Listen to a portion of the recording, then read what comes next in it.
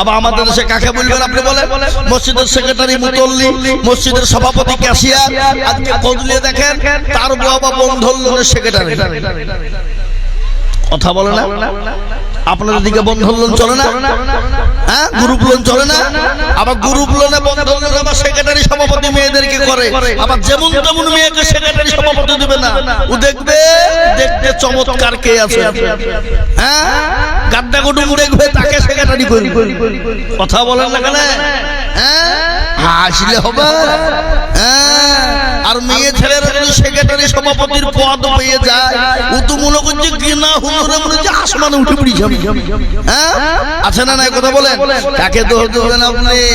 শ্বশুরবাস বন্ধন loan, group loan থেকে 50,000 টাকা নিয়ে স্বামীকে দিচ্ছে, আর স্বামী তো কোনো বগল বাজে ওই জেলে আয় কে দেখবে, আয় দেখবে, আয় একবারে লটারির বোর্ডে গিয়ে লটারির একবারে গোটা টেবিল কিনে দিচ্ছে। এরকম আপনাদের দেশে নাই? লটারি কাটে না? এবারে দেখলাম এবারে কুরবানিতে একজন লটারিতে 3 লাখ টাকা পেয়েছে। গোটা পাড়াকে হুমলিয়ে গরু কিনে বেড়াইছে, যত বেশি দামের গরু হচ্ছে আমি কিনবো। তাহলে কেন ও লটারিতে টাকা পেয়েছে 3 লাখ? ও কুরবানি হবে? এই কথা বলেন না কেন? কুরবানি হবে? হ্যাঁ, কোনো দিন হবে না। সুদের টাকায়, ঘুষের টাকায়, মদের টাকায়, জুয়ের টাকায়, লটারির টাকাতে কেউ যদি কুরবানি করে, একটাও কুরবানি আল্লাহর দরবারে কবুলিয়াত হবে না। তার গোশত খাওয়া হবে, মাংস খাওয়ানো হবে, আর মানুষকে দেখানোই হবে। কি বুঝেন আপনারা বলুন? হ্যাঁ, আজকে আপনাদের কোনটা ধরবেন বলুন? আজকে আমাদের দেশের মুসলমানরা নামাজ পড়ে না। 98% মুসলমান নামাজ পড়ে না। কপারশন পড়ে, কপারশন পড়ে, 2% পড়ে। রমজান মাস আসলে একটু বেশি পড়ে। রমজান হয়ে গেলে সে মুসল্লিদের কাছে খুঁজে পাওয়া যায় না। আপনাদের দিকে সব নাই নাকি? এদিকে আছে আল্লাহ। রমজান মাসে যে দেখছি সবার কাছে প্রথম কাতারে ওরা, পেছনে যারা 5 ওয়াক্ত পড়ে তারা লাইনই পাই না, হয় না? তাদের খেলাতে কেউ জয় করতে হবে, জয় করতে হবে, কেউ যায় জুজে বাইরে রাখ, কেউ যায় জুজে কানে ভিতরে, বিভিন্ন রকমের বিভিন্ন আইটেম। বাবা ঈদ শেষ, তারাও শেষ। আছে না? নাই কথা বলে? হ্যাঁ, এটা আমাদের দেশের সমাজ। আজকে মুসলমান নামাজ পড়ে না। 98% মুসলমান নামাজ পড়ে না। কপারশন মুসলমান নামাজ পড়ে মাত্র 2% মুসলমান। আচ্ছা বলেন তো, এই 2% মুসলমানের নামাজ হয় নাকি? হয়? কেউ বলতে পারে কোন রকম ভাবে 1% লোকের নামাজ টাইটাই ভাবে হয়, আর 1% লোকের নামাজ হয় না। আপনি কি করে বললেন? আমি এই যে অভিজ্ঞতা দিয়ে বলছি। কেন হয় না? সে আস্তে হেতু জানে।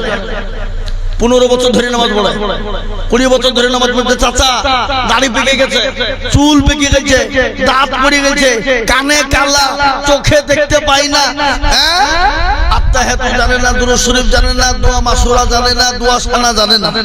আছে না? নাই কথা বলেন না কেন? হ্যাঁ, ইন্না তাইনা কুল দেখা যায় তার মধ্যেও 20টা ভুল। এরা জীবনে কোন হুজুরকে বলে, মনীষীকে বলে, ইমাম সাহেবকে বলে যে হুজুর আপনি তো আমাদের ইমাম, একটু নামাজটা ঠিক করে দিলে হতো না, কোরআনটা ঠিক করে দিলে হতো না, আসুন হুজুর আসুন একটু সূরাটা ঠিক করে দেন। জীবনেও বলে না। কেন বলে না? কারণ হলো একটা, সেটা হলো দেখছে বারবার বাইচান যদি মৌলবি ভুল ধরে ফেলে, ইমাম সাহেব যদি ভুল ধরে দেয়, তাহলে ইমামের কাছে মুরল্লি আর মাথা পুরি চলবে না। চলবে? চলবে কেন? ইমামের কাছে মাথা মতো হয়ে যাবে, হিট হয়ে যাবে। এর জন্য ইমামকে জিজ্ঞাসা করে না করে হ্যাঁ ঠিক বলবো, আমার কাজ করে না আছে নাকি? আল্লাহু আকবার। চাইলে ঠিক জায়গাতে যাবো, চাহবো, কেবল তো উঠলো নাকি? আল্লাহু আকবার। চিন্তা নাই, এদের গাছে না উঠতি একটা। হ্যাঁ, আল্লাহু আকবার। এই যেটা হলো কথা বলছিলাম বাপজি, ইমামের কাছে কেন জিজ্ঞাসা করে না? দেখছে মাথা যদি বাইচান হিট হয়ে যায়, তাহলে ইমামের কাছে মুরলি আর মাথা পরে। আর আমাদের দেশের কিছু লোক আছে, এরা মুরলি মাথা পরে করার জায়গা পায় না, ইমামের কাছে গিয়ে মুরলি করে। এরকম আছে না? নাই? ঝামেলা করার লোক আপনাদের দেশে সব নাই নাকি? প্রচুর আছে না? আবার এক একজন মাল আছে, ও বলে আরে থেকে বেশি জানেন? আমি আপনাদেরকে একটা ছোট্ট করে প্রশ্ন করি, আলহামদুলিল্লাহ রাব্বিল আলামিন এর মানে কি? এর মানে হলো কি? সবাই জানে এটার মানে হলো সমস্ত প্রশংসা একজন, তিনি হলেন আল্লাহ। তাই কিনা ধরে বলুন? কিন্তু আপনাদেরকে যদি আমি জিজ্ঞাসা করি সমস্ত প্রশংসার মালিক একজন না, তাহলে এই সমস্ত এটা কোন অক্ষর থেকে এলো? কোন অক্ষর থেকে এলো? তখনই তো আপনি কাজ করবেন। কাজ হবেন না? হবে না? কথা বলেন। আপনার তো ক্ষমতা নাই, আপনি এটাই শুনেছেন, জানেন, বাংলাতে দেখেছেন যে সমস্ত প্রশংসা আল্লাহর। এই সমস্তটা কোন অক্ষর থেকে এলো? এটা যদি আপনাকে মৌলবি প্রশ্ন করে, আপনি তো কাজ, আপনার তো মুরিয়াদ নাই বলা।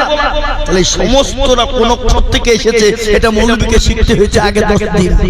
অত সহজ নয়, অত সহজ হয়নি, অত সহজ নয়। মুসলমান দরদি আমার ভাই, আল্লাহওয়ালা, দিনওয়ালা, ইমানওয়ালা, কলমাওয়ালা, আজকে মুসলমানদের ভিতরে এটা আছে না নাই? এরা জীবনে শিখেও না, শিখতে চায় না। ইমাম সাহেবকে কোনোদিন বলে না, হুজুর আপনি তো আমাদের ইমাম, একটু নামাজটা ঠিক করে দেন, বলে না। আর আমাদের দেশের ইমাম সাহেবরা এরাও কিন্তু কোনোদিন কোনো মুসল্লিকে বলে না, চাচা তোমরা খাতা কলম থামো, এই খাতা কলম এখন বন্ধ রাখো, আমি যখন শুরু করতে বলবো তখন করবো।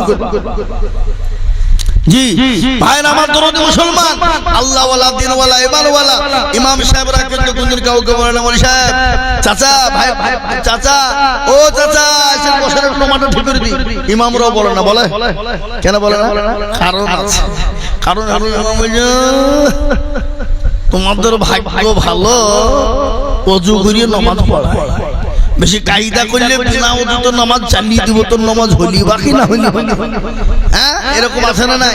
এই বেললাগাতে, বেললাগায় আমি বলছি আপনাদেরকে একটা ঘটনা শুনলেন। আমরা যখন বেললাগায় পড়াশোনা করতাম, তখন এক জায়গাতে যে দেখছি ফজরের আজান দিচ্ছে, একটা ছেলে শুয়ে শুয়ে আজান দিচ্ছে।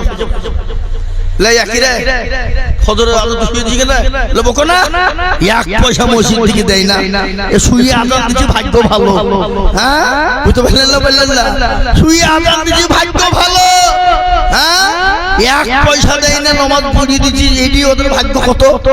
এ বাবা, এরকম আপনাদের এলাকায় ঘটেছে। আমার গ্রামটার নামও জানা আছে, সব জানি, আমি কিন্তু বলবো না নাম বাবা।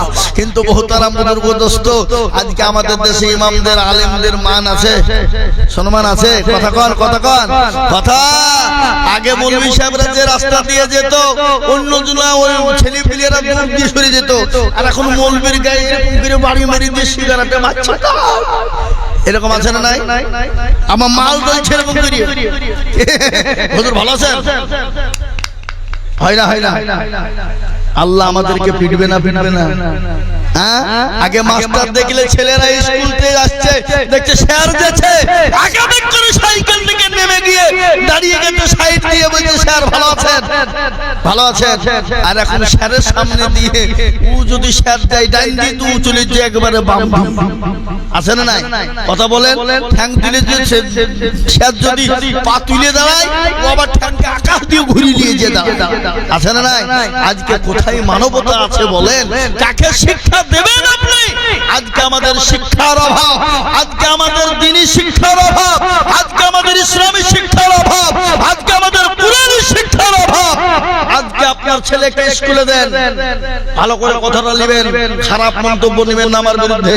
আমি আপনাদের কাজকে বলে দিয়ে যাই, আজকে ছেলেকে ইংলিশ মিডিয়ামে দেন, প্রাইভেটের মাস্টার খুঁজেন, অঙ্কের মাস্টার, বাংলার মাস্টার, ইংলিশের মাস্টার, সবের মাস্টার আপনি খুঁজেন। বলে স্যার যত টাকা লাগবে আমি দিতে রাজি আছি, আপনি আমার ছেলেটাকে ইংলিশ ম্যান বানান, অঙ্ক ম্যান বানান, বাংলা ম্যান বানান। কিন্তু আপনি বানানোর লোক, একটা লোক বুকে হাত দিয়ে বলেন তো, বলে হুজুর আপনি ইমাম সাহেব কিংবা মৌলভী সাহেব গ্রামের, আপনি আমার ছেলেটাকে একটু কোরআনওয়ালা বানান, যত টাকা লাগে আমি দিব। এরকম লোক একটা খুঁজে পাওয়া যাবে? একটা পাওয়া যাবে?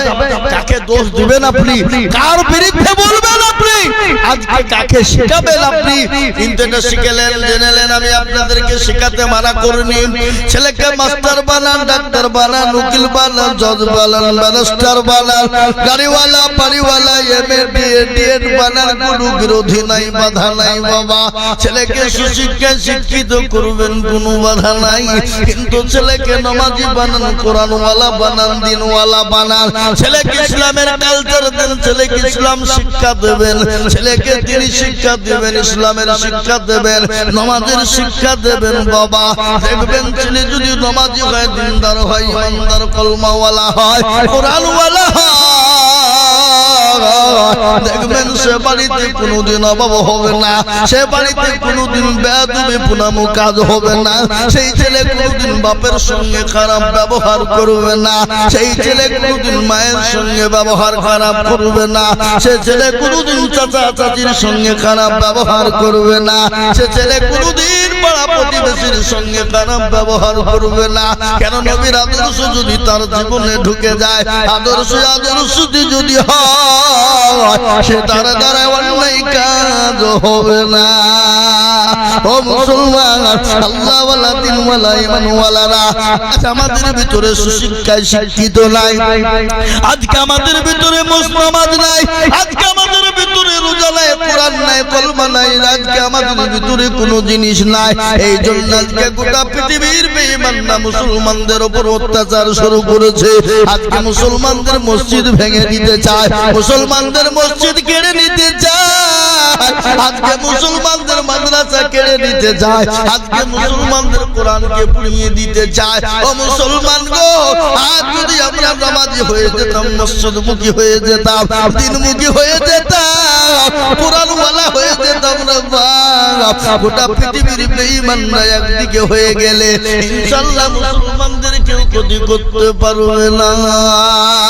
কিন্তু মুসলমান, আল্লাহর নবী, প্যারা নবী, দয়ার নবী, বিশ্ব নবী চলে গেছেন দুনিয়া থেকে। নবী যেদিন দুনিয়া থেকে চলে যাবেন, ও মুসলমান, দয়ার নবী দুনিয়া থেকে চলে যাওয়ার সময় হযরত হুসাইনের কথা বলে নাই, লাতিদের কথা বলে নাই, মেয়েদের কথা বলে নাই, বিবিদের কথা বলে নাই।